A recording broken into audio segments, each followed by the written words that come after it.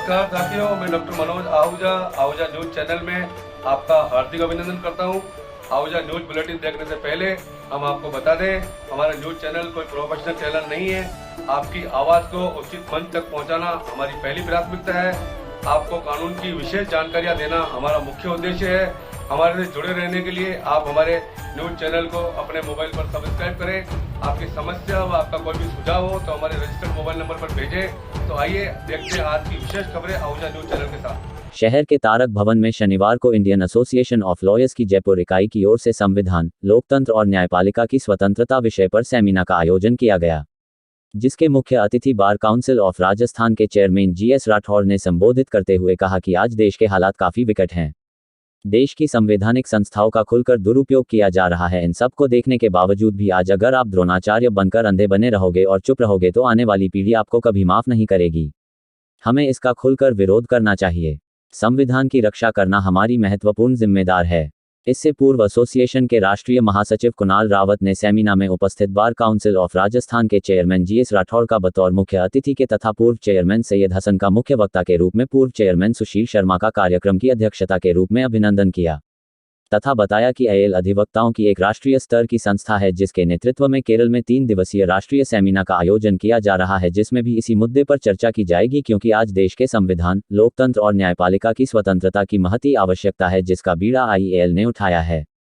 कार्यक्रम में विशेष आमंत्रित अतिथि के रूप में उपस्थित बार काउंसिल ऑफ राजस्थान के पूर्व अध्यक्ष सैयद हसन ने मुख्य वक्ता के रूप में संबोधित करते हुए कहा कि संविधान की मूल भावना को बदलने का कुत्सित प्रयास किया जा रहा है, जिसे रोकने की हम सबकी जिम्मेदारी है। उन्होंने कहा कि रिटायर्ड जजों को आयोग वगैरह का अध्यक्ष बनाया जाना बिल्कुल गलत है। इस संबंध में प्रस्ताव पास करने की महती आवश्यकता है। देश कार्यक्रम की अध्यक्षता कर रहे बार काउंसिल ऑफ राजस्थान के पूर्व अध्यक्ष सुशील शर्मा ने कहा कि लोकतंत्र और संविधान की रक्षा के लिए हमें जनमत का साथ लेना होगा। समाज में इन मुद्दों को ले जाकर जनमत एकत्रित करना होगा। अपनी बात को और संविधान के प्रावधानों को आम जनता के बीच ले जाना होगा। देश में फैल रहे जहरीले वातावरण को रोकने की आवश्यकता है। लोकतंत्र बचेगा तभी न्यायपालिका बचेगी और तभी हमारा अस्तित्व कायम रहेगा। हाईकोर्ट बार के अध्यक्ष महेंद्र शांडिल्य ने कहा कि हमारे प्रदेश की न्यायपालिका सशक्त व स्वतंत्र है। उन्होंने कहा कि निजी स्वार्थों के चलते विचार बदलते रहते हैं। कार्यक्रम में अजमेर जिले का प्रतिनिधित्व करते हुए एडवोकेट मनोज आहूजा ने कहा कि आज देश की न्यायपालिका पर लगातार आक्रमण हो रहे हैं। जजेज के खिलाफ आरोप प्रत्यारोप लगाए जा रहे हैं। कॉलेजियम सिस्टम में सुधार होना आवश्यक है। अधीनस्थ न्यायालय के अधिवक्ताओं को भी जज बनाया जाना चाहिए तथा भ्रष्ट और निकम्मे जजों की छंटनी करनी चाहिए, तभी न्यायपालिका में सुधार होगा और न्यायपालिका की स्वतंत्रता बनी रह सकेगी। जोधपुर का प्रतिनिधित्व करते हुए एडवोकेट द्वारकेश व्यास ने कहा कि संविधान के संघात्मक ढांचे को खत्म करने का प्रयास किया जा रहा है, जिसे रोकने के लिए हमें आगे आना होगा। तानाशाही करने वालों को रोकना होगा। कैट के बार अध्यक्ष विजय दत्त शर्मा ने कहा कि हमें अधिकारों के साथ साथ संविधान में दिए गए कर्तव्यों का भी ध्यान रखना होगा। सेमिनार में सीकर बार के पूर्व अध्यक्ष सूरज भान सिंह, दी बार एसोसिएशन जयपुर के महासचिव मनोज शर्मा सहित कई वकीलों ने अपने विचार व्यक्त किए। कार्यक्रम में राजस्थान उच्च न्यायालय के पूर्व उपाध्यक्ष मनु भार्गव, कार्यकारिणी सदस्य सुनील कुमार शर्मा, एडवोकेट देवेंद्र चौहान, एडवोकेट अंकिता मिश्रा, आशुतोष स्वामी, राधिका महरवाल, धृति शर्मा, प्रमोद अग्रवाल, राजाराम चौधरी, कविता भाटी, मीनल, मनोज आहूजा, सुमित खंडेलवाल, रामेश्वर शर्मा, पंकज जैन, गजेंद्र राठौड़, आराधना स्वामी, अनुपमा शर्मा, यश चतुर्वेदी सहित प्रदेश के विभिन्न जिलों से आए अधिवक्ता मौजूद रहे। इसके साथ ही कार्यक्रम में कई जनसंगठनों के प्रतिनिधि भी मौजूद रहे, जिनमें सवाई सिंह, राहुल गौतम, तारा सिंह सिद्धू, नरेंद्र आचार्य, सुनीता चतुर्वेदी, रमेश शर्मा, विनय चतुर्वेदी आदि शामिल रहे। सेमिनार में बड़ी संख्या में युवा वकीलों ने संविधान की पालना पर अपने विचार व्यक्त भी किए। कार्यक्रम की समाप्ति के पश्चात उपस्थित मेहमानों के सानिध्य में लंच का आयोजन भी किया गया। वकीलों की जो भूमिका है इस सामाजिक परिवर्तन में, उसका जो रोल है उसका इनका नहीं किया जा सकता। और आज के समय में समाज की लड़ाई लड़ने के लिए, जनता की लड़ाई लड़ने के लिए, जनता के मुद्दे लेने के लिए आप हर चीज में देखते हैं, चाहे पानी हो, चाहे जल हो, चाहे सड़क हो, कोई भी इशू हो, वो अल्टीमेटली कोर्ट में जाता है। हमारे उनके साथी उसको उठाते हैं। बहुत सारे असेंबली को बंद करने का सवाल हो, किसी मेंबर ऑफ पार्लियामेंट की सदस्यता खत्म करने का मामला हो, किसी सरपंच की सदस्यता खत्म करने का मामला हो, जहाँ लोकतांत्रिक तरीकों के उल्लंघन होता है वहाँ कोर्ट की दखल होती है और उससे राहत मिलती है। हम पूरे देश में करीब 2000 एडवोकेट, केरल में 2, 3, 4, 5 लोग इसी सब्जेक्ट में जो यहाँ पर है, लोकतंत्र बचाओ, संविधान बचाओ और जुडिशरी की इंडिपेंडेंस है, उसमें चर्चा करेंगे। अलग अलग विचार हो सकते हैं, अलग अलग बात हो सकती है, किंतु ये विषय चाहे अंग्रेजों के टाइम का हो या अंग्रेजों के बाद का समय हो, एडवोकेट उससे अछूत नहीं रह सकते। इंडियन लॉयर एसोसिएशन एडवोकेट, जजेज, लीगल स्टूडेंट, मैं ज्यादा वक्त नहीं लेना चाहता, आपका धन्यवाद देना चाहता हूँ, सबका स्वागत करना चाहता हूँ कि आप आज मनाने और आगे की डिबेट होगी। अध्यक्ष मंडल से अध्यक्ष जी हमारी सूची है आज के प्रोग्राम के, हम कोशिश करेंगे इसको रेड करेंगे, इस प्रोग्राम को चलाने की हम लोग करेंगे, वक्त हमारे बहुत होंगे और मैं पुनः आपका सबका स्वागत करता हूँ और धन्यवाद देता हूँ कि हमारे बीच में राजस्थान एडमिनिस्ट्रेटिव एसोसिएशन के अध्यक्ष जोशी जी भी बता रहे हैं, उनका भी बता से स्वागत करते हैं। बहुत सारे आपको बहुत बड़ा योजना है जो जयपुर में जितनी बार है करीब उनका पूरे राजस्थान की लोकियों भाइयों को कर रहे हैं। धन्यवाद।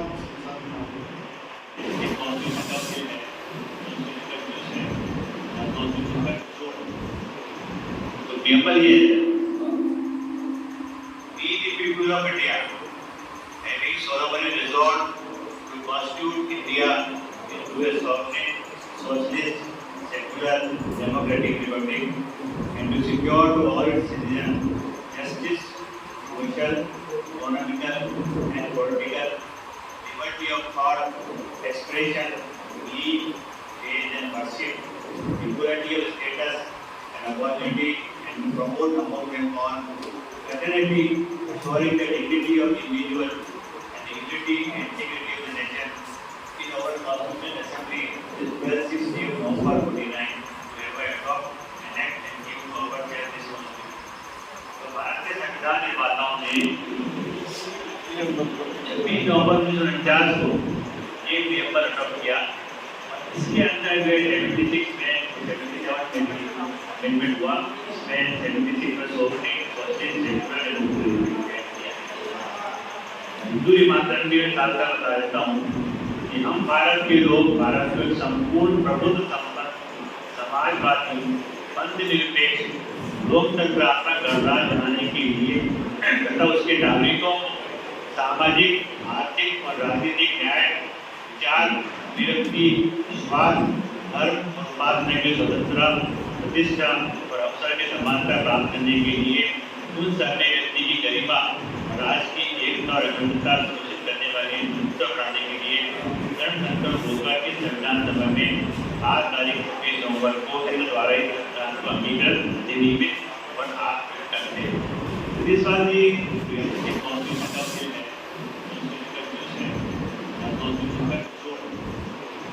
तो पेपर ये we the people of India having solemnly resolved to constitute India into a sovereign, socialist, secular, democratic republic and to secure to all its citizens justice, social, economical and political liberty of thought, expression, belief, faith and worship, equality of status and opportunity, and to promote among them all fraternity, assuring the dignity of individual and the unity and integrity of the nation. In our Constitutional Assembly, this 1260 of November 49, whereby adopt, enact and give to our chair this constitution. तो भारत के संविधान निर्माताओं ने 20 नवंबर 1949 को एक paper adopt किया। इसके अंदर जो 76 में 77 में अमेंडमेंट हुआ, इसमें 76 में सोवरेनिटी फर्स्ट सेक्टर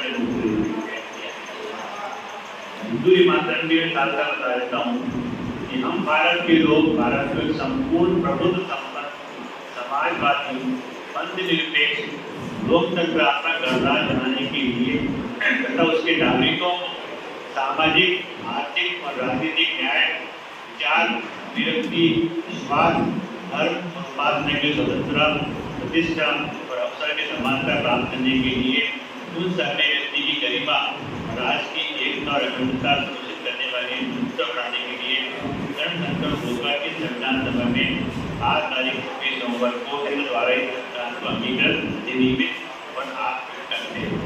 देशवासी शांति से रहते हैं और हम जो है अनेकता में एकता का उदाहरण पेश करते हैं। हम लोगों के रिवाज अलग हो सकते हैं, धर्म अलग हो सकते हैं, लेकिन हम जो है यूनिटी इन डाइवर्सिटी। मैं कुरान पढ़ता हूँ तो कुरान जो है अल्लाह से मोहब्बत, उसका मेन सारी है अल्लाह उससे मोहब्बत करता है जो बंदों के साथ लड़ाई करता है और भाईचारा बनाता है। तो कुरान जो है भाईचारे का संदेश देता है। इसी तरह से जो है गीता जो है ये दिखाती है कैसे जीवन को जीना है और मनुष्य को अपने धर्म के अनुसार कर्म करना है। हमारा काम, हम जो काम करते हैं वो पूरी निष्ठा से करें। हम वकील हैं, हमारा अपना कर्म है, हम पूरी निष्ठा से काम करें। तो ये गीता का इसी तरह से बाइबल में जो है ये परमेश्वर में विश्वास करना सिखाता है। बाइबल जो है कि जीवन को कैसे जीना है ये बाइबल के अंदर। इसी तरह से दूसरा हिसाब जो है कि ये एवरीवन इज इक्वल। दुनिया में जितने भी लोग हैं सब बराबर हैं और बुरा काम करने के बारे में सोचते और नहीं किसी को सरकार। तो ये जो है मेन संदेश जो है वो गुरु ग्रंथ साहब का। तो सभी धर्म जो है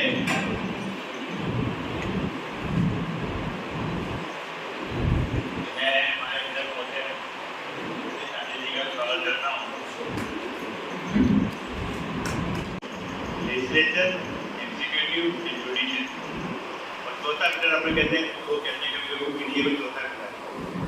आज हम देख रहे हैं कि चौथा फिल्टर तो ध्वस्त हो चुका है। आज जो है सरकार जो कहती है वो मीडिया बोलता है और जो मीडिया सरकार के खिलाफ बोलता है उस मीडिया को खरीद दिया जाता है।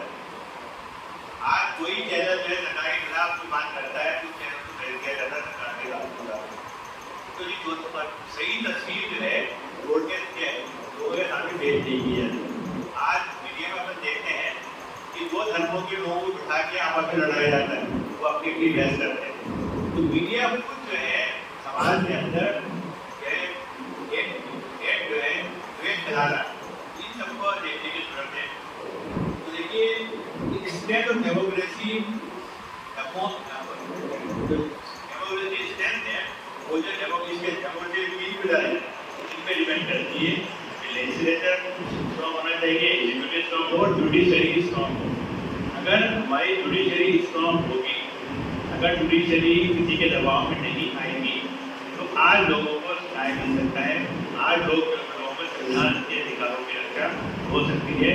तो इसी तरह से देखिए अभी हम आप देख रहे हैं कि जुडिशरी को दबाने के लिए और जो है मोनोपोली करने के लिए, डिक्टेटरशिप पैदा करने के लिए आज संसद भवन का उद्घाटन हो रहा है।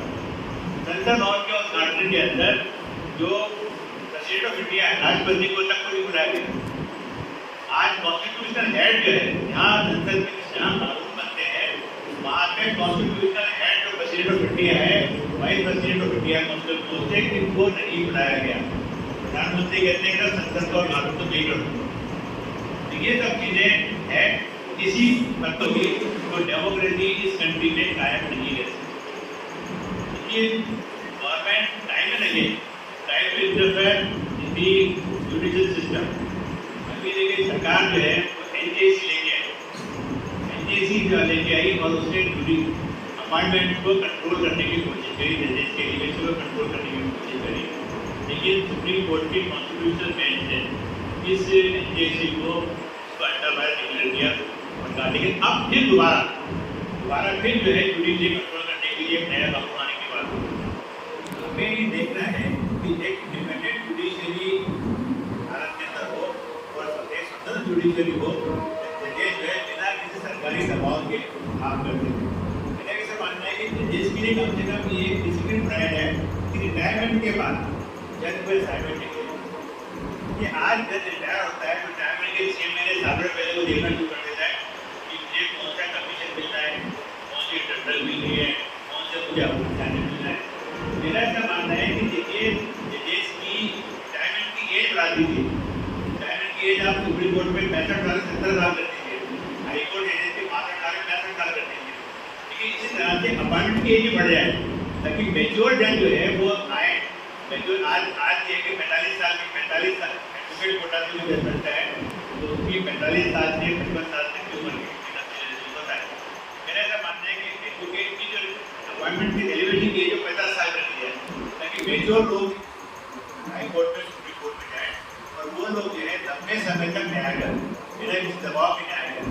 और इसी तरह से उनको ये पाबंदी लगाई जाए कि सर जुडिशरी में जजेस जो है बाद के अंदर कोई अपॉइंटमेंट वगैरह नहीं देंगे।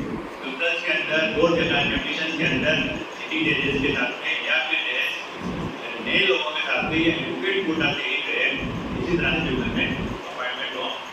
विषय है सेमिनार का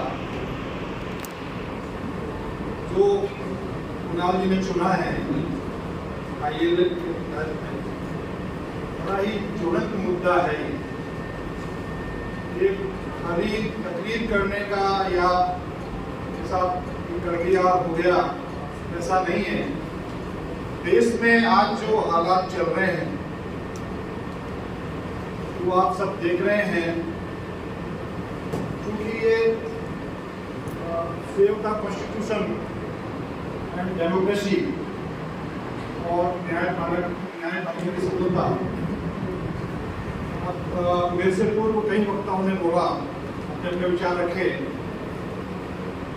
कई महिला साथियों ने, मेरी बहन ने कहा कि साहब संविधान को किससे बचाएं, खतरा क्या है, क्या आपसे बचाया जाए या हमसे बचाया जाए। पर आज के परिप्रेक्ष्य में देखें तो संविधान को खतरा है, तो खतरा आपसे भी है क्योंकि आप मौन हैं, और वो खतरा उन हुक्मरानों से भी है जो संविधान का चीरहरण कर रहे हैं। आज आप भी इतिहास आपको माफ नहीं करेगा कि आप आज धृतराष्ट्र, कृपाचार्य, द्रोणाचार्य बन के मौन देखते रहेंगे तो आने वाली पीढ़ियां इतिहास आपको कतई माफ नहीं करेगा और आप संजय के द्वारा सुनते चले जाओगे साथ और माँ बाप में क्या होगा। ये हो रहा है आज कॉन्स्टिट्यूशन के साथ। संवैधानिक मान्यताएं बदल दी गई है, संवैधानिक संस्थाओं को का दुरुपयोग किया जा रहा है, संविधान का पूरे तौर पे चीरहरण हो रहा है। उन्होंने संविधान ये सोच के नहीं बनाया कि आज ये दिन देखने पड़ेंगे। संविधान की धज्जियां उड़ाई जा रही है। कोई भी संवैधानिक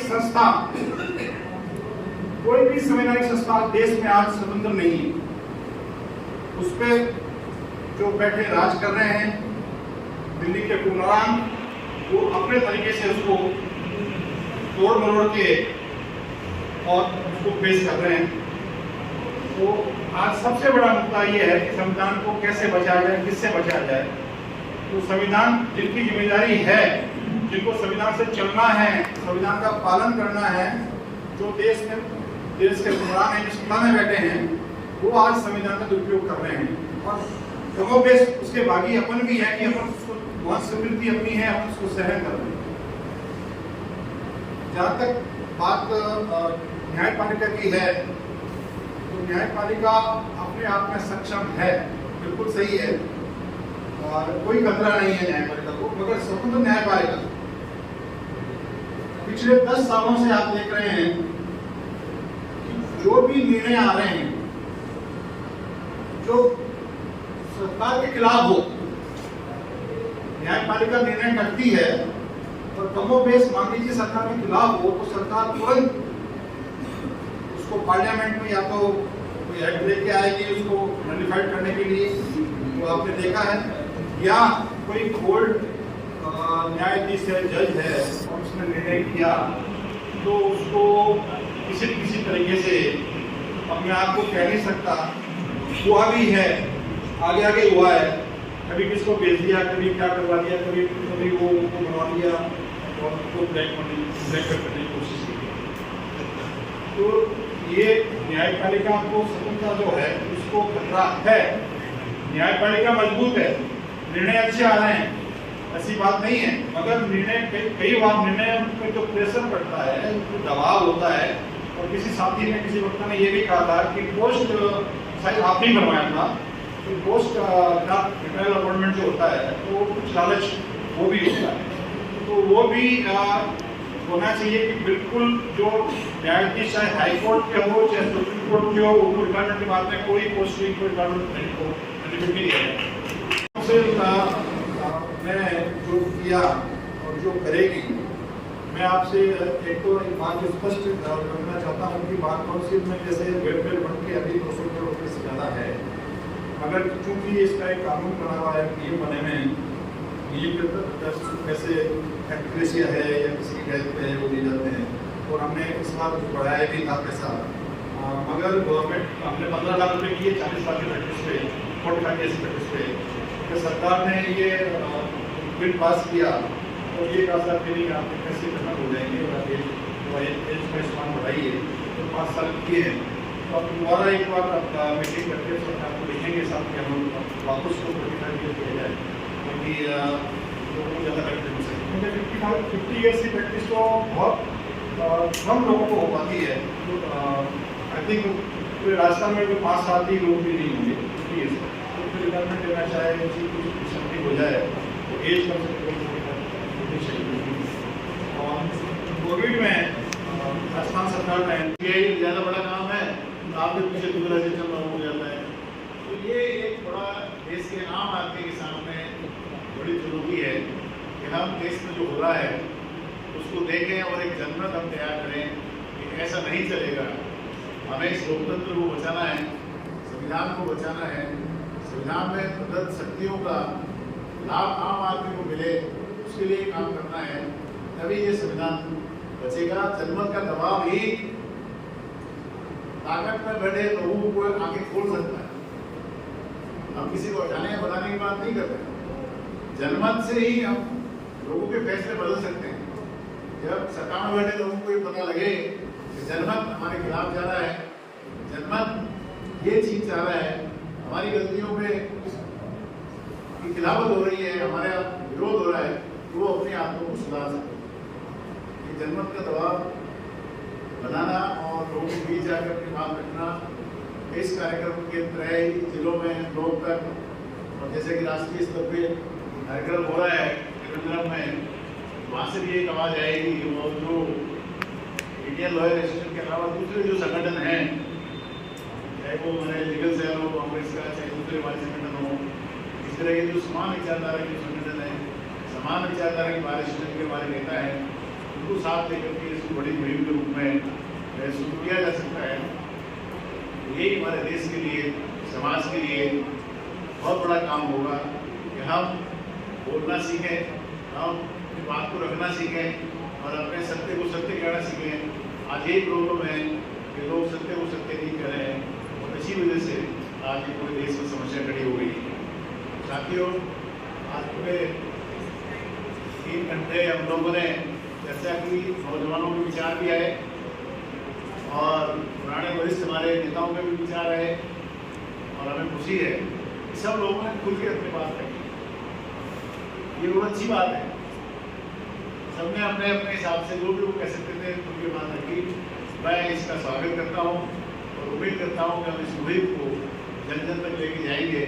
देश के सामने जो चुनौतियाँ हैं, देश के सामने जो चाहे जुडिशरी हो, चाहे वो डेमोक्रेसी हो, चाहे संविधान हो, ये सभी एक दूसरे से जुड़े हुए हैं, कोई अलग नहीं है।